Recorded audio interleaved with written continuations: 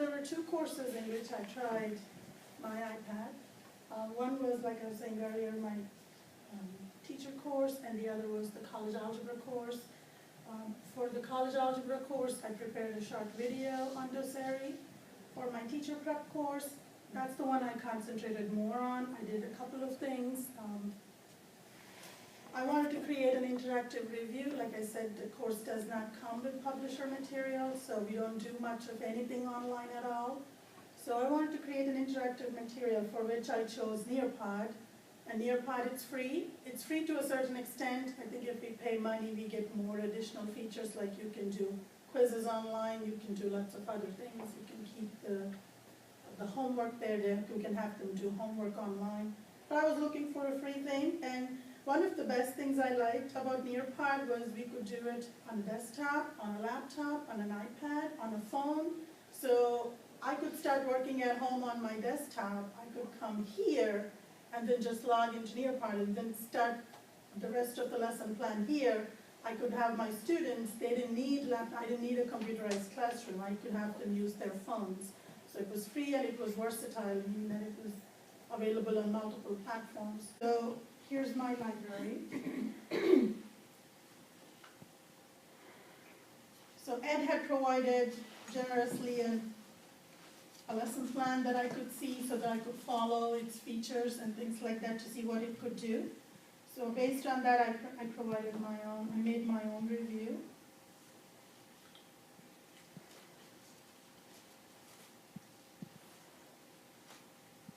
So where you see this live session here underneath in the bottom, when they put in the code, then they join my session for the class. And then when they close it, then it goes off. So here was the review that I did, and I had to pick a topic. So there was a test coming up later that week, and I thought I would pick the manipulatives with base 5s. Everybody can add and subtract in regular numbers, but base 5 and some of these other bases, students are always confused. In the classroom, we do it with manipulatives, and they seem to get it. But then once they're done with it, a couple of weeks down the road, if they have to do the exam, then they don't have the manipulatives, and they have to do everything mathematically. So I decided I would take pictures of the manipulatives. So I used the camera roll for the iPad. I took the blocks home one weekend, and then I made pictures of individual blocks and flats. And then I came up with this quick review. So there were two methods to add. One was to show it using blocks. We had done all of this in the class, but it was all how they drew in their notebook. My previous presenter was telling, when they go to the YouTube and they try to find these videos, because there's no publisher content for this course, there's lots and lots of videos, and it's hard to pick out one that does things like we do in the class. Last semester and a couple of semesters ago, when I said to students, if you need more review, there's always YouTube. They came back and said, well, there's so many of them, and they're teaching them in so many different ways. It's not the way you do it, and some of them were more confusing, some of them made it look harder. So how can we find something the way we do in the class? And I had already looked at this video a couple of semesters. I've been teaching this course. This is the only one that comes up that does it, or that does a pretty decent job, not making it too complicated. So what I was able to do with Nearpod is just put that link on the YouTube. So Nearpod lets me put a PDF file, a YouTube file. I can make my own presentation, so it lets me incorporate all these different things. And here are the students. I would get the students' names who are logged in. So when I did the quiz, I would know the results of each student. So that would be the review. So you would see it on your screens. So I could do PowerPoints, I could do pictures. That was one of the best things I liked about this. It let me incorporate a lot of different things, not only PowerPoints, not only pictures. You know. Because it's a live session, students can only see what I swipe or what I click on my desktop. So they won't get ahead and then do a quiz if there is a quiz inside, while some of the other students are still learning too.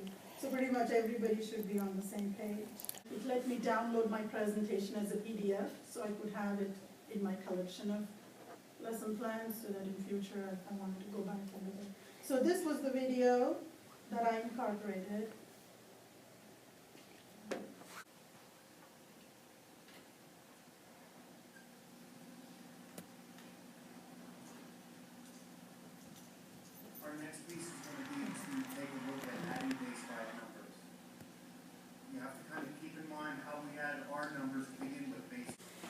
not how to do things, but it's the why of the things that we teach in the course.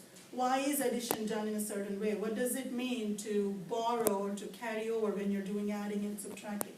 So eventually in the course, they get confused. They're like, why are you teaching me all these properties, additive property, commutative property, associative? I'll be teaching first graders. They won't know anything about properties.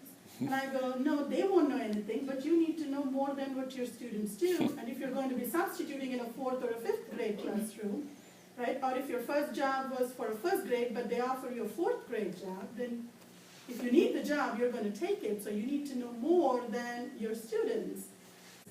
The other nice feature I liked was it lets them illustrate, because these are blocks with pictures and we try to show how to add and subtract on your phones. I think you can actually try to draw. It says use blocks to illustrate how to do the subtraction. So that was one of the things we found a little tedious, that the phone screens were so small that they were not actually able to draw all the pictures. To have something from another book, because most of the time if there are online videos or from the material from the publisher, they will have additional examples, because this course comes only with the textbook and nothing else other than what we do in the class. I took a picture of a snapshot of another textbook that had a similar type of example that actually showed how to draw with the pictures. So they had one in the textbook, and then they had one of these from another textbook that I had in my office. So that was for their reference, so it came with explanations. I asked them to collect 5 different websites and pick a topic, and then they go Google and then find 5 websites that show the explanation for those. So this time what I did was I had them write a journal. That was another thing I started doing through my ITPD training from 2. I used the Blackboard. Generally they would send me the links in a Word document, so now I use journal feature, and then I say, post your links over here in that journal. I give a deadline. So this time there were 2 things I did. Because Common Core has been coming up so much over the years, I give them websites to go to, and then I just want to have their feedback. And I keep telling them, if you look at the newspapers, Yahoo, Washington Post, every day there is some parent out there frustrated, some teacher frustrated about the Common Core.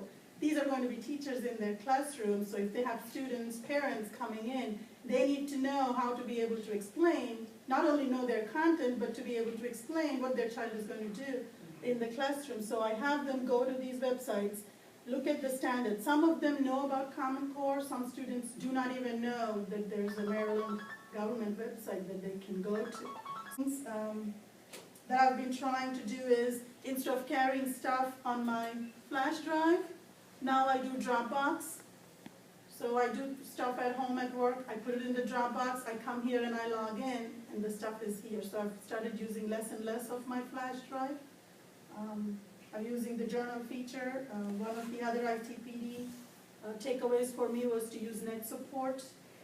At UTC, for the math redesign, we do testing in the classroom because there's no testing center at UTC. And they used to cheat all the time by going to these websites. Now I block them on net support, so I put some websites that they cannot go to. So that's one way of using that.